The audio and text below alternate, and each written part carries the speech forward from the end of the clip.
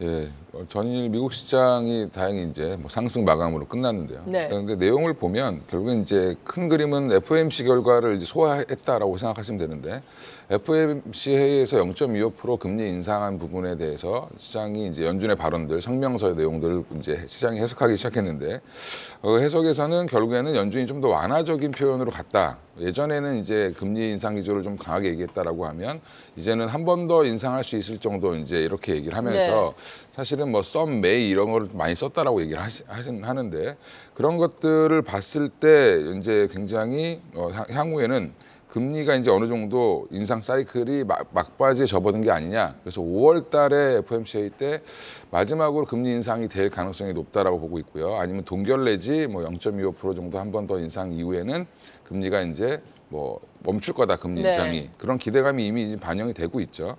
그래서 지금 보면 어제는 미국 시장이 반등한 이유 중에 하나는 또 옐런 재무장관의 발언이 또 이제 뭐 굉장히 또 중요했었는데 하원에 출석해서 필요한 경우에 은행 시스템에 추가 조치를 할 수 있다라고 얘기를 하면서 또 은행주들이 초반에 좋았습니다. 그렇죠. 네, 좋았는데 그게 이제 일부 좀 작은 지역 은행들 위주지 전 모든 은행을 해주지 않겠다라고 또 부분적으로 또 태세 전환을 하면서 이게 지금 제넷 옐런 발언에 지금 은행주들이 거의 왔다 갔다 하고 있는데 그러면서 결국에 은행주들이 또 지역 은행주들은 또 많이 빠졌습니다. 어제도. 그래서 사실은 좀 지수가 다우가 이제 0.2% 정도로 마감을 한 이유가 전강 후약으로 끝났다라고 보시면 될 것 같고요. 그래도 나스닥은 좀 견조했는데 그 이유는 결국엔 아까 말씀드린 금리 인상이 거의 막바지에 이르렀다는 점, 그다음에 미국 10년물 국채 금리가 3.4% 수준까지 하락을 했고요. 이런 부분들이 이제 반영이 되면서 위험 자산 선호 심리가 좀 좋아졌다라고 생각하시면 될 것 같습니다. 또 어제 뭐 비트코인이라든지 이런 그 가상화폐들도 많이 올랐고요. 이런 부분들에서 대형 기술주들이 상승을 좀 주도했다. 특히 이제 뭐 많이 알고 계시면 마이크로소프트라든지 뭐 메타라든지 알파벳이라든지 이런 종목들이 2% 이상 상승하면서 지수를 좀 견인했다라고 보시면 되고요. 지난 이제 항상 금요일만 되면 신규 실업 보험 청구권자 수가 나오는데 이건 항상 예상치를 항상 좀 요즘에 좀 많이 하회를 하죠. 근데 지금 보면 예상치가 원래 19만 8천 명 정도였는데 19만 1천 명으로 집계가 됐고요. 이러면 이제 고용이 너무 탄탄한 거 아니냐라고 얘기를 하실 수 있는데 실업수당을 또 지속적으로 받는 분들은 오히려 늘어났다고 합니다. 그래서 이제 사실 이것도 조금 더 지켜봐야 되겠지만 약간 어차피 물가를 잡을 때 가장 어려운 부분이 임금 부분이기 때문에 이런 부분은 여전히 좀 주목을 해보셔야 될 것 같고요.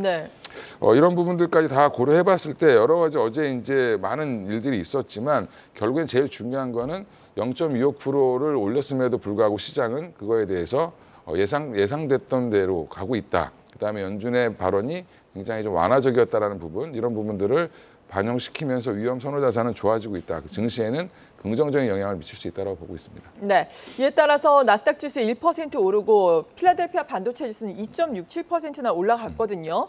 국내 성장주 그리고 반도체주에 미치는 영향은 어떨까요? 일단 지금 어제 모호한 파월, 뭐 눈치 보는 뭐 코스피 이렇게 말씀을 드렸는데 사실은 코스피가 전날보다 한 0.31% 오르면서 2,420선대를 회복을 했죠. 회복을 했고 원달러 환율도 지금 어제 급격히 떨어졌습니다. 그래서 1,280원대로 접어들었는데 원화 강세가 지금 나왔다는 부분은 뭐 우리나라가 굉장히 뭐가 좋아져서 나왔다기보다는 달러 지수가 떨어졌습니다. 그렇죠. 예, 달러의 가치가 떨어지면서 상대적으로 지금 원화의 가치가 높아지는 그런 현상이 나왔고요. 이거는 뭐 주식시장이 굉장히 긍정적이죠. 이제 대형주 위주의 수급이 외국인들의 수급이 더 들어올 수 있다라고 보시면 될 것 같은데 그럼 외국인들이 뭘 살 거냐라는 부분이 굉장히 뭐 갑론을박이 있겠죠. 그럼 지금 뭐 말도 많고 탈도 많은 이제 워낙 주가가 좋아서 좋은 이제 뭐 2차 전지 소재주를 살 거냐 뭐 아니면 반도체를 살 거냐 이런 여러 가지 논란이 있을 텐데 지금은 누가 봐도 조금 부담스럽지 않은 종목들을 사려고 할 겁니다. 그러면 결국엔 지금은 여전히 소음이 많지만 반도체라든지 빅테크 관련 종목들을 사지 않겠냐. 뭐 그동안 이제 금리가 너무 오르면서 안 좋았던 네이버라든지 카카오 이런 종목들도 다시 올라갈 가능성이 있다고 보고 있고요. 그 외에 이제 반도체 종목들도 지금 워낙 실적이 안 좋고 재고 물량이 삼성전자가 지금 아직도 재고 물량이 한 21주 정도치가 있다라고 합니다. 그러면 이제 이 재고 물량이 보통 한 14일에서 뭐 보통 한 2주 정도치, 2, 3주 정도를 갖고 있어야 되는데 많이 갖고 있죠. 그러니까 물량을 줄일 수밖에 없을 거다라는 또 얘기가 나오고 있고요. 그러면 공식적인 발표는 안 하지만 감산을 할 거다. 그러면 결국엔 반도체의 디램 가격이 반등이 나오지 않겠냐는 또 얘기도 있고. 그리고 지금 또 하나 기대는 결국에는 뭐 AI 반도체 관련돼서 결국에는 이쪽 그 비메모리 반도체 관련된 종목들 좀 굉장히 움직임이 좀 좋아지고 있는데 그런 부분들도 여전히 또 성장 모멘텀으로 작용하면서 그거와 바닥론이 만나서 뭐 삼성전자, 하이닉스를 좀 반등을 좀 하지 않겠냐라는 그런 얘기들도 좀 나오고 있습니다. 그래서 여전히 그나마 조금 뭐 공부를 하고 이제 연구를 하시는 뭐 많은 애널분들은 네. 안전하게 얘기하시겠죠. 파운드리 관련된 거를 봐라. 아, 그렇죠. 예. 예. 지금은 그쪽 관련된 기대감이 가장 크기 때문에 파운드리 관련된 반도체주 최근에 좀 많이 이제 알려져 있으니까 그런 쪽으로 좀 집중을 해보시는 게 삼성전자, 하이닉스를 안 사신다면 좀 중소형주에서는 그쪽으로 집중하시는 게 좋겠다라고 보고 있습니다. 네. 아, 그리고 건설주 삼성 엔지니어링이 좀 선전을 하고 있나요? 어떤 이슈로 선전을 하고 있나요? 삼성 엔지니어링이 지금 저도 이제 계속 요즘에 주목을 했었는데 네. 주목을 계속 해왔던 이유는 제가 오랫동안 주목을 했는데 사실은 오랫동안 옆으로 행보했습니다. 네, 그런데 박스권. 요즘 많이 올라왔네요. 네, 얼마 전에 이제 박스권을 27,500원대를 네. 뚫고 나가면서 이제 3만 원대를 한번 찍고 내려왔는데 사실은 이제 이 박스권 오랜 기간 그 박스권을 뚫고 나갔다는 건 굉장히 좀 의미가 있다라고 보시면 되는데 작년에 이제 12년 만에 매출액이 드디어 이제 10조대가 넘어갔습니다. 네. 그래서 지금 이제 삼성 엔지니어링이 회복되고 있는 게 아니냐라고 보고 있고요. 그리고 이제 실적이 지금 굉장히 좋아졌기 때문에 관련해서 올해도 그런 기대감이 여전히 있는 상황인데 반대로 보면 사실은 같은 업종에 있는 건설주들은 굉장히 지금 최악의 상황을 맞고 있습니다. 항상. 그렇죠. 그래서 올해도 작년에 이어서 10조 5천억 이상의 이제 돈을 벌 걸로 예상을 하고 있고 영업이익 또한 7,500억 정도, 작년에 한 7천억 정도 벌었는데 꾸준히 성장을 좀 제자리의 본 궤도에 들어설 걸로 예상을 하고 있습니다. 그리고 지금 이쪽이 그럼 왜 그렇게 실적이 좋았냐? 물론 이제 삼성 엔지니어링이 아파트를 짓거나 이런 회사는 아니기 때문에 네. 주로 이제 EPC 관련돼서 하고 있는데 피드 투 EPC라고 해서 이게 결국엔 원가를 낮추는 방식으로 해서 모든 것들을 이제 사전에 조율해서 이 하도급 주고 막 이런 것들을 좀 줄였다라는 거죠. 이제 네. 이런 부분들을 줄이면서 원가 경쟁력이 생겼고 상대적으로 같은 이런 업체들에 비해서 EPC 업체들에 비해서 엔지니어링이 실적이 견조했고 그다음에 고객사의 관계가 좋았다. 그다음에 이제 친환경 관련된 여러 가지 프로젝트들도 이제 진행이 되기 때문에 우리나라에서 뭐 탄소 포집이라든지 뭐 그러니까 블루 수소를 만든다든지 이런 거를 할 때 결국엔 그 공장을 지을 수 있는 그런 시설을 지을 수 있는 거는 삼성 엔지니어링이라고 보시면 될 것 같고요. 그래서 이제 플러스 알파로 이제 친환경 관련된 이슈도 여전히 삼성 엔지니어링이 우리나라에서는 어떻게 보면 독보적인 기업이다라고 생각하시면 될 것 같고요. 네. 일단 그래서 지금 이 초대형 프로젝트들이 이제 진행이 되게 된다라고 하면 굉장히 좀 기대감이 있을 텐데 이 기대감을 지금 외국인들만 반영을 하고 있습니다. 그래서 지금 한 달 동안의 흐름을 보니까 한 달 동안만 거의 지금 한 400만 주 이상을 홀로 외국인만 사고 있습니다. 지속적으로 순매수가 들어오고 있네요. 최근 한 달 동안 뭐 하루 빼고 계속해서 순매수인데요. 예, 그래서 지금 한 누적치를 보니까 한 달 예. 사이에 410만 주 이상을 샀기 때문에 그 사이에 개인들이 한 210만 주를 팔았고요. 이제 지겨우시니까 좀 팔으셨겠죠. 좀. 그러겠죠. 예. 정말 박스권에서 계속해서 등락을 거듭했었네요. 예. 그래서 예. 지금 정도는 한번 뭐 좀 보시면 될 것 같고요. 시가총액도 부담 없어졌습니다. 이제 5조 7천억까지 내려와 있는 상황이기 때문에 예. 뭐 다른 종목에 비하면 좀 싸지 않나 이렇게 생각하고 있습니다. 네, 삼성 엔지니어링에 대해서 주가 저평가가 돼 있다, 매출 성장 지속될 것이다라는 긍정적인 리포트도 나오고 있습니다. 목표 주가 4만 원까지 보고 있는 리포트도 있으니까 참고를 해보시면 좋을 것 같습니다. 이어서 이재모의 체크 포인트 알아보겠습니다. SK온 에코프로와 1조 원 규모의 배터리 전구체 공장 건설과 관련된 이야기 자세하게 풀어보겠고요. 연료전지 수출 2030년까지 30억 달러를 목표로 한다고 합니다. 그렇다면 우리가 볼 수 있는 종목들 어떤 것들이 있든지 살펴보면서 시간의 거래 특징주까지 도움 말씀드립니다. 네, 첫 번째 체크 포인트는 SK온하고 에코프로의 자회사 에코프로 머티리얼즈가 있는데 이 회사가 그 새만금 국가산업단지의 전구체 생산 공장을 짓기로 했다라고 발표가 나왔습니다. 전구체라고 하는 거는 이 양극재를 만들기 위한 중간 재료로서 니켈, 코발트, 망간 이런 것들을 섞는 일종의 화합물이라고 보시면 되겠고 이 전구체는 양극재 원가의 대략 한 65에서 70% 이상을 차지하는 핵심 원료입니다. 그만큼 상당히 중요한 원료이고 이걸 이제 많이 만들겠다 이렇게 보시면 되겠습니다. SK온, 에코프로 그리고 중국의 GEM이라고 하는 기업이 있는데 이 세 개 회사가 이제 어떻게 보면은 합작 법인을 설립하는 그런 형태라고 보시면 되겠고요.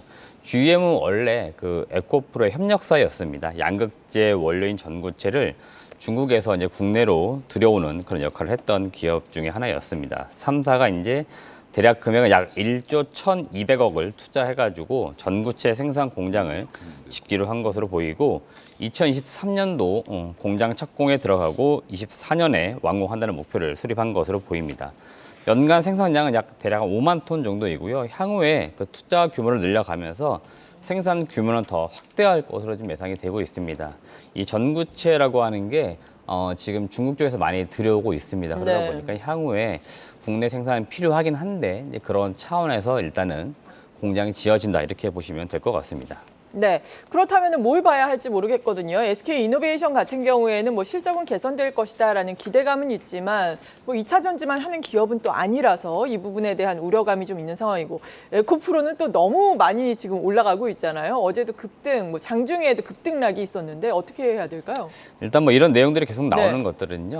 그 배터리 셀 업체들 그리고 이제 소재를 만드는 업체, 그다음에 뭐 더 밑에까지는 이제 광물을 만드는 업체까지 계속해서 밸류 체인을 형성하는 과정들이라고 보시면 되겠습니다. 그렇기 때문에 지금 이 이슈로 인해서 개별 기업들의 주가 변동 뭐 이런 것도 중요하겠지만 지금 전반적으로 업계 자체가 이 밸류 체인을 구성하는 이런 형태들이 만들어지고 있기 때문에 여러분들은 계속해서 이런 내용들을 주목하시면 좋을 것 같고요. 향후에는 아마 이들 기업들이 투자 금액을 더 늘린다 이런 소식들 분명히 들려올 겁니다. 그렇기 때문에 이 생산 규모를 늘리는 만큼 그리고 캐파를 늘리는 만큼 매출액이 얼마나 증가할 수 있는지 이런 걸 봐야 될 것 같고 지금 에코프로 머티리얼즈 같은 경우에는 상장이 지금 준비가 되고 있는 것을 알고 있어요. 그래서 향후에 제가 볼 땐 아마 이제 에코프로 주가는 좀 내려오겠죠. 지지사 네. 역할로 가기 때문에 그런 차원에서 향후 시장에서는 에코프로 머티리얼즈 상장과 함께 또 시장에 좀 주목을 하지 않을까 개인적으로 보고 있습니다.